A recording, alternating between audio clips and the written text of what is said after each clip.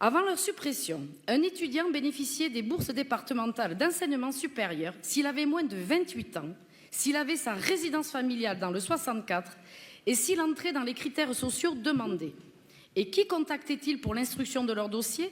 La mission Sport, Jeunesse, Vie associative. En 2025, pour accéder au fonds d'aide dédié, un jeune doit avoir entre 18 et 25 ans, ne pas bénéficier d'autre aide, avoir un projet d'insertion sociale ou professionnelle, être soumis à une évaluation sociale.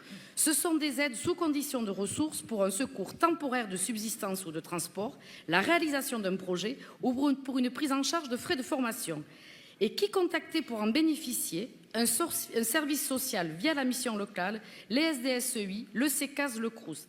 En clair, des démarches fastidieuses, stigmatisantes, bien loin du coup de pouce donné aux étudiants de l'enseignement supérieur. Bien éloigné également, je cite, d'un niveau dispositif qui se veut plus simple, plus visible et plus harmonisé. Ce fonds concerne surtout des jeunes qui, malheureusement, ne sont pas loin de la précarité et il exclut de fait les étudiants de l'enseignement supérieur.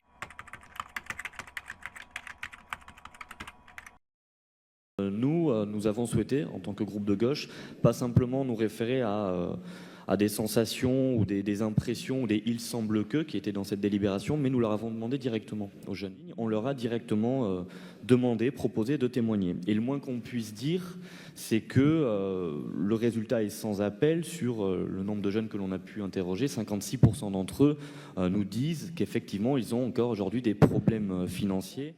Cet exercice révèle que si certains connaissaient peu déjà les bourses départementales, eh bien, il n'y a aucun jeune qui n'a répondu oui à la question « Connais-tu le fonds d'aide aux jeunes ?»